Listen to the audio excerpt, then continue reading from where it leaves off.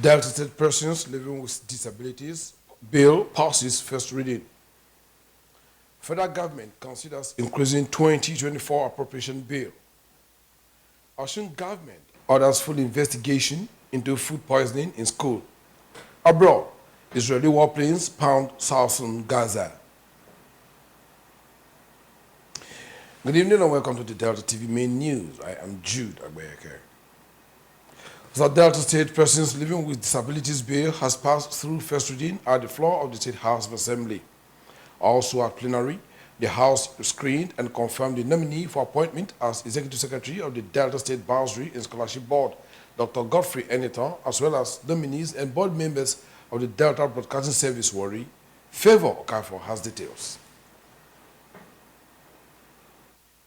In a notice of presentation, the House granted leave that a bill for a law to safeguard people living with disabilities against all forms of discrimination, equalizing the opportunities in all aspects of living in the society be read the first time.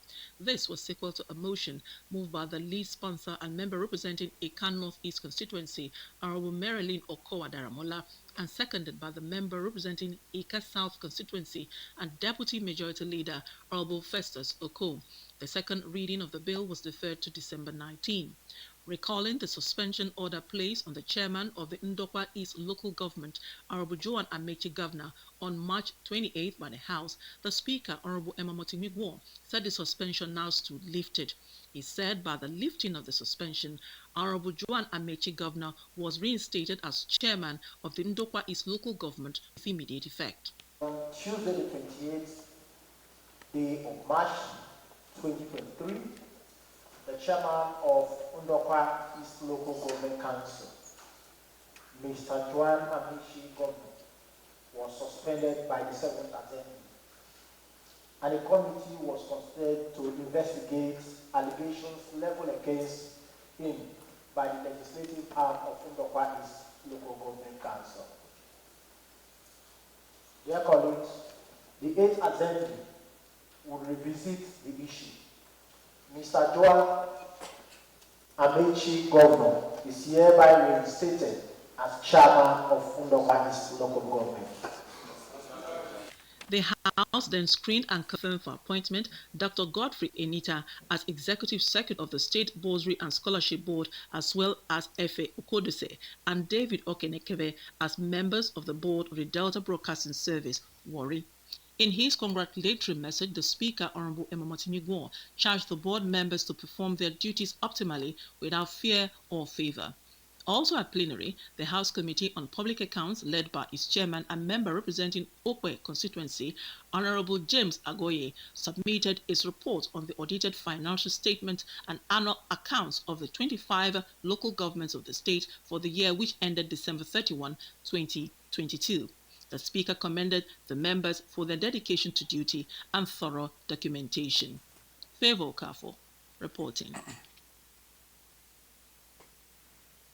The State House of Assembly today held its 9 lessons and carols and Thanksgiving service at Assembly Chapel, Aseba. Favor Okafor reports. Charging Christians to be grateful to God for the gift of Jesus, the guest speaker and zonal coordinator, Church of God Mission, Asaba, Reverend Emmanuel Etuk, said the redemption of mankind, which was in Christ Jesus, was the reason for the celebration. He said celebrating Christmas with the full meaning of what it signifies would give man a better and deeper meaning of God's love and gift in Jesus. Describing Thanksgiving as an act of honor and appreciation to God, the cleric said it was worthy for all men to return to God with thanksgiving. Our celebration today and all over the world, we are celebrating this gift, the gift of God to mankind. The gift of Jesus is bigger than the gift of healing. The first lesson was read by the Speaker, Honorable Emomotimi Gwon, while the carol lessons were read by the Deputy Speaker, Honorable Arthur Apowowo, Majority Leader, Honorable Emeka Mobi, the representative of the President of the State Customary Court of Appeal, Asaba Justice Catherine Ojugbana Orishedere, among others. The lawmakers, led by the Speaker, later danced to the altar in thanksgiving. The occasion featured the cutting of the Thanksgiving cake, musical performances by officers of the Nigerian Police and the Nigerian Immigration Service, among others. Favor Kafo reporting. The federal government has told the Senate that it's considering returning to the National Assembly the 27.5 trillion naira 2024 appropriation bill in order to increase the size if the revenue increases. Speaking yesterday in Abuja when he appeared before the Senator Sani Musa-led Committee on Finance for Budget Defense, the Minister of Finance and Continuity Minister of Economy, Mr. Wale Edun, said because of the tremendous improvement in the economy and if the revenue increased, the federal government would have no other option than to return to the National Assembly to appropriate the additional revenue. President Bola Tinubu had last Wednesday presented before the National Assembly an expenditure proposal of 27.5 trillion naira 2024 appropriation bill, just as he announced his administration's resolve to adopt the revised 2024 to 2026 medium-term expenditure framework and the fiscal strategy paper as the parameters for the 2024 budget. The president had also announced the administration's plan to grow the economy by a minimum of 3.76% above the forecasted world average. The minister noted that the federal government was looking at how to speed up the procurement process in order to increase capital spending in the 2024 annual year. In a bid to ensure the well-being of the citizenry, the House of Representatives has pledged to put in place the enabling environment to ensure an affordable housing scheme for Nigerians.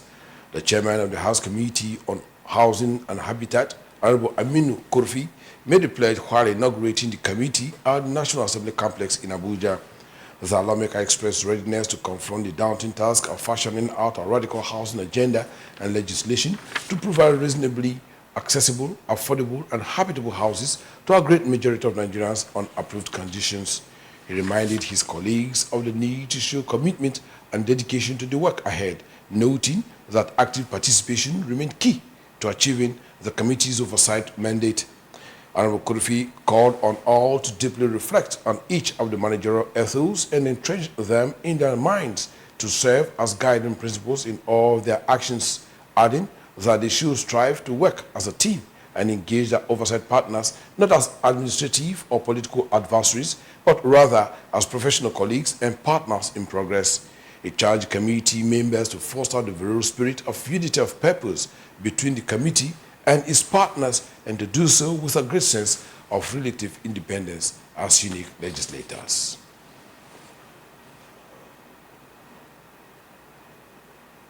The Vice President, Kashim Shettima, has charged members of the National Council on Privatization to ensure their economic decisions and reforms reflect in the lives of Nigerians from all parts of the country. The Vice President gave the charge yesterday during the induction program for members of the NCP and other critical stakeholders at the conference center of the NIA headquarters, Abuja. Last Friday, Shettima had, while inaugurating the newly constituted NCP at the presidential villa, told members to station themselves on the front line of actualizing the renewed hope agenda of the President Bola Tinubu administration. Earlier in his remarks, Secretary to the Government of the Federation, George Akume, underscored its significance of the federal government's privatization program and highlighted its impact on the management of enterprises owned by the government since the inception of the administration.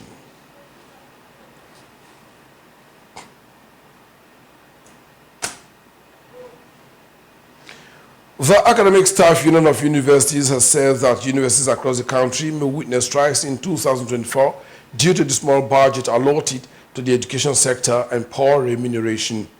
Professor Emmanuel Oshedeke said this in an interview with journalists in Abuja. He explained that during the campaign and the election earlier this year, President Bola Tinubu promised to increase the education sector to at least 15% or over. Similarly, the United Nations Educational, Scientific and Cultural Organization also recommended for member states a 26% benchmark allocation for the education sector. He complains that Nigeria was the country with the least remuneration for professors globally.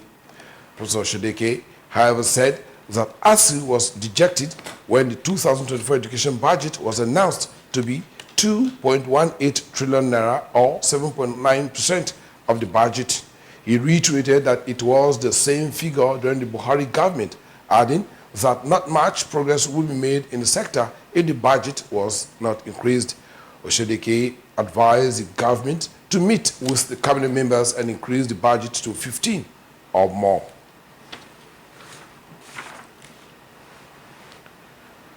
The Osun State government has begun an investigation into the reported case of about 18 pupils of the James Primary School B, Osogbo, who reportedly landed in hospital after eating a midday meal served to them under the free school feeding program of the state government.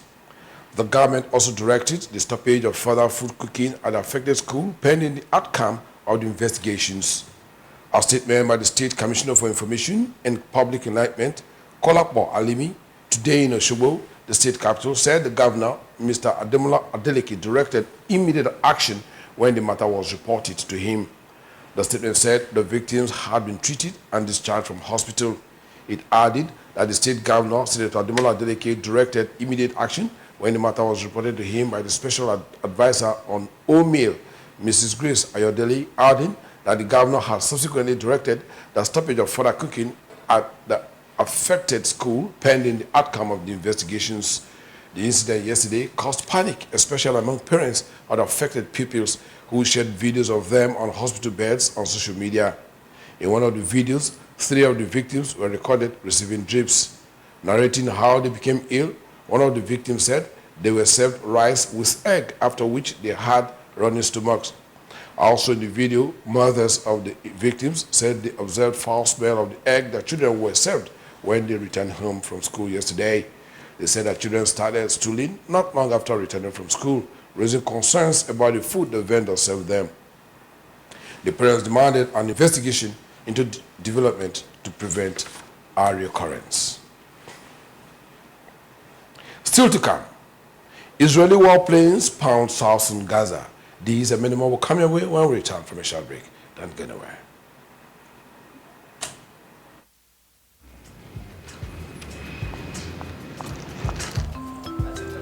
Your flight will be ready shortly now. Thank you.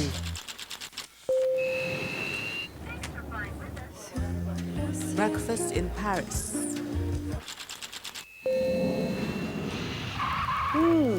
Lunch in London. This could be you. And there's more. Hey, Mai, tell them more. Of course. Now this is what I call a win. And this could be you too in the Globe Festival of Joy promo. By recharging 50,000 naira or more within a month, you could be among our 100 winners who will win business class tickets from Lagos to Paris to London. If you recharge 100,000 naira or more in a month, you could be one of the many winners of a premium bungalow in Nigeria. The more you recharge, the more your chances to win. How was your flight? Delicious.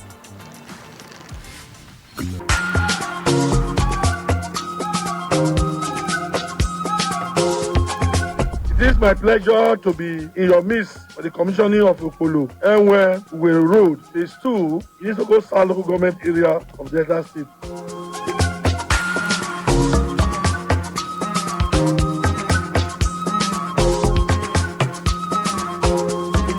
Sharing now our baba for this Isoko.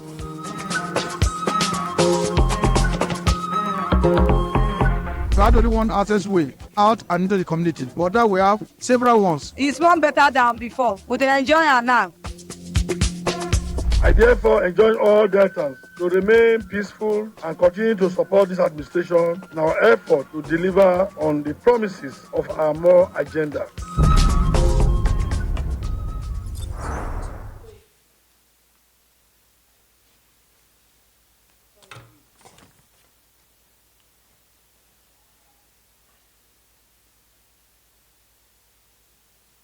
Welcome back. Nice to know you're still there. We'll now go straight to the global scene as we join our World News Desk.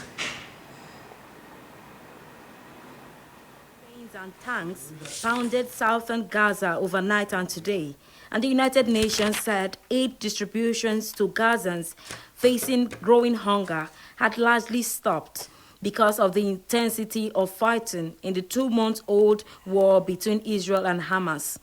In the southern Gazan city of Rafah, which borders Egypt, health officials said 22 people, including children, were killed in an Israeli airstrike on houses overnight. Civil emergency workers were searching for more victims under the rubble. Residents said the shelling of Rafah, where the Israeli army this month ordered people to head for their safety, was some of the heaviest in days. In Khan Younis, southern Gaza's main city, residents said tank shelling focused on the city center. Hundreds more civilians have been killed in Israel's assault on the Palestinian enclave since the U.S. last week vetoed a UN Security Council resolution calling for a ceasefire. Aid agencies said hunger was worsening among Gazans, with the UN World Food Programme saying half of Gaza's population is starving. The UN Humanitarian Office, OCHA, today said that limited aid distributions were taking place in the Rafah district, but in the rest of the Gaza Strip, aid distribution has largely stopped over the past few days due to the intensity of hostilities and restrictions of movement along the main roads. Ukrainian President Volodymyr Zelensky has issued an impassioned appeal for continued U.S. military aid as he arrived in Washington. Addressing military officials, he said Ukraine was not fighting just for its own freedom, but for global democracy. His comments came as an aid package worth billions languished in Congress amid a partisan political row. Rebuking Republicans who are blocking the aid, Mr. Zelensky called the delay a dream come true for President Vladimir Putin. The visit marked Mr. Zelensky's third trip to the U.S. since Russia's 2022 invasion. Rwanda will hold presidential and parliamentary elections in July next year, where President Paul Kagame will seek to extend his roughly 3 decades in control of the East African country. A presidential order in the official gazette said voting for president and 53 deputies in the lower house of parliament would happen across the country on July 15, and the remaining 27 deputies would be elected on July 16. Mr. Kagame has been president since 2000, but effectively in control since his rebel force marched into Kigali in 1994 to end a genocide. In September, he said he would seek re-election, adding that he was happy with Rwanda's confidence in him. He is eligible to continue in office for another decade after a constitutional amendment in 2015 changed term limits. A proposal by Mr. Kagame to allow the presidential and parliamentary elections to be held together was approved by the cabinet in March.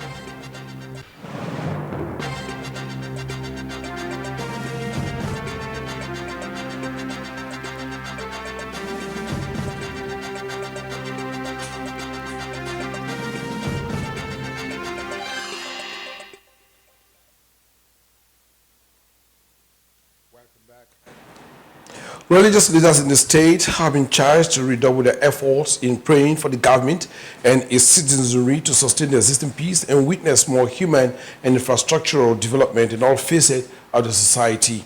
The wife of the state governor and founder, Umata Charity Foundation, Dickness Tubaro Baro, stated this when she hosted some religious leaders in her office at the government house, Asaba.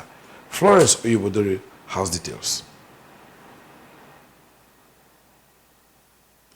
Addressing the delegation of the Christian Women Intercessors for All Nations, QUIFAN, Deaconess Tobore Oborewori described women as the pillars of the home, pointing out that any woman who failed to maintain a close relationship with God would not be able to impact her family positively. While introducing her pet project, the Umata Charity Foundation, to the delegation, the governor's wife said the vision of the project was divinely given to her to better the lot of Deltans, and urged the group to continue to support the Governor Sheriff Oborewori administration with prayers to reap more dividends of democracy. Everybody is happy with his more agenda. Why? Because I believe he's doing the right thing. So what can we use to support him is prayers. That is what he needs. So I urge you the women, praying for the state and the nation at large, to support my dear husband and myself with my pet project so that we can succeed. Where we succeed, I believe people will succeed. Where we are doing good, people will be happy. The leader of the delegation and vision coordinator of the QUIFAN, Dr. Augusta Ogbene, said the delegation was in Government House to congratulate the governor's wife on the governor's electoral victory and to identify with her pet project, the Umata Charity Foundation, which supported God's purpose of sending Jesus Christ to die for mankind. Dr. Ogbene would describe the governor's wife as the biblical Deborah of her generation, noted that she would bring hope to the hopeless through her pet project in the state and beyond, and pledged support for the present administration. See your vision. Umata Charity Foundation. Everybody is what? Somebody. That's a big vision. Everybody must be taken care of. Everybody must be given recognition. That's your vision. A delegation from the Pastors Forum for Sustainable Development in the state's 25 local government areas, led by the president and pastor of the Pastor of Life Church, Asaba, Bishop Jude Akere, was also in the government house on a visit to the governor's wife. Deaconess Oborewori commended the Pastors Forum for their immense support during the 2023 general elections and urged the group to intensify prayers for the sustainable development of the state. People should not be tired because the devil is always at work. But with our prayer, we always defeat them. You know about the more agenda, which is meaningful development, opportunity for all, realistic reform, enhanced peace and security. We need security, we need opportunity, we need all the good things we need in Delta State. You people can testify to that in Warriors is taking new dimension because why Julius Berger is there. Responding, the president of the body, Bishop Jude Akere, described the governor and his wife as true children of God, stressing that when the righteous were on the throne, the people rejoiced. He reaffirmed the commitment of the body towards achieving the more agenda of the state government. We want to let you know that we are with you. We will continue to stand by you. The visit featured the exchange of souvenirs. Florence Oibodoro reporting.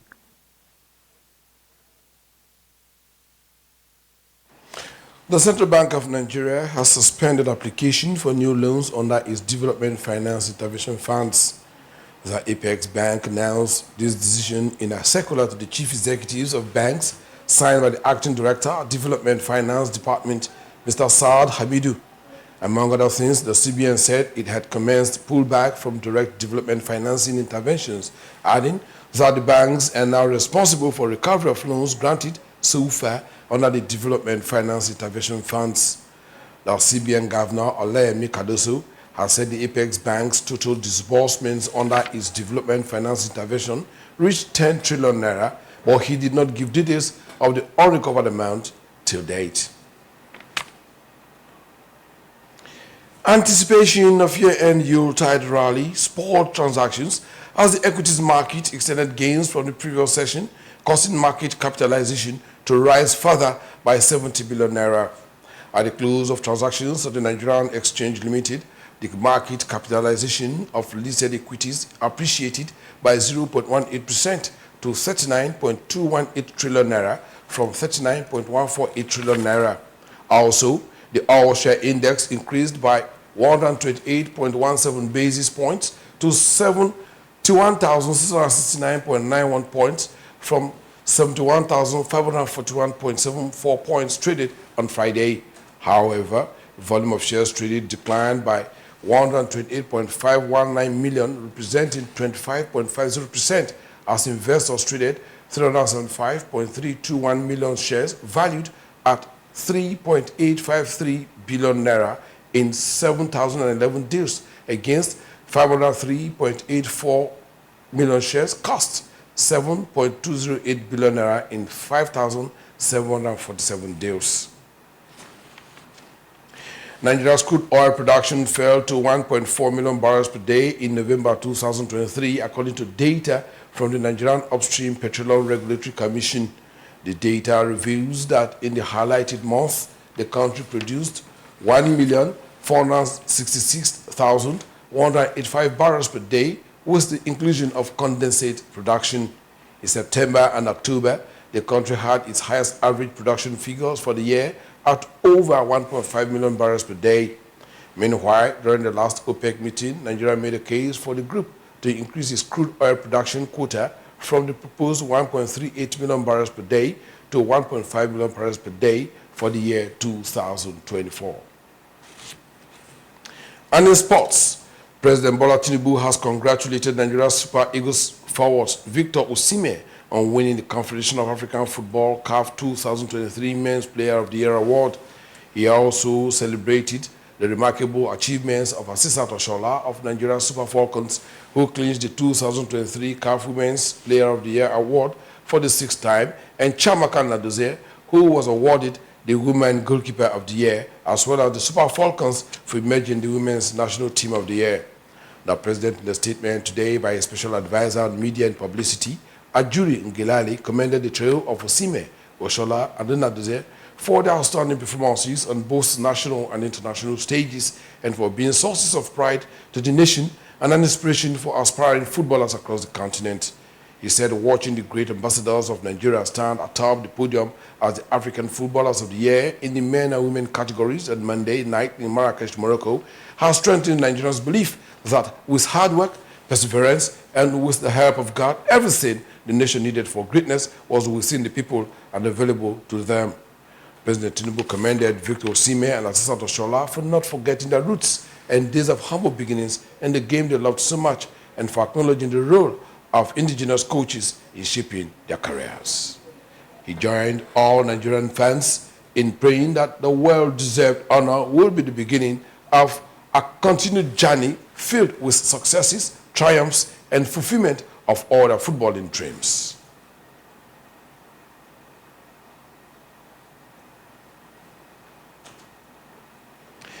A black bag containing certificates and other documents belonging to Mr. Stanley Osai, the staff of the State Universal Basic Education Board, has been reported missing. The owner reportedly boarded a cab from Kwale and alighted at Koka Junction, Asaba, leaving behind the bag. Persons with useful information about the missing bag are to contact the Public Relations Unit of the Delta Broadcasting Service, Asaba. And our thought for the day: without water drops, there can be no oceans. Without steps, there can be no stairs. Without little things, there can be no big things.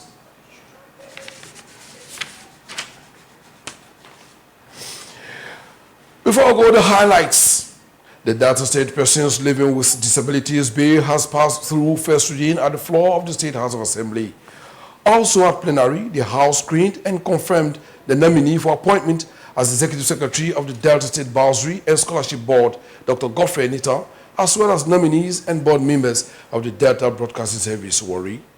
We told you that the federal government has told the Senate that it is considering returning to the National Assembly the 27.5 trillion naira 2024 appropriation bill in order to increase the size if the revenue increases. Speaking in Abuja, when he appeared before the Senator Sani Musa-led Committee on Finance for Budget Defense, the Minister of Finance and Coordinating Minister of Economy, Mr. Wale Edun, said because of the tremendous improvement in the economy and if the revenue increased, the federal government would have no other option than to return to the National Assembly to appropriate the additional revenue.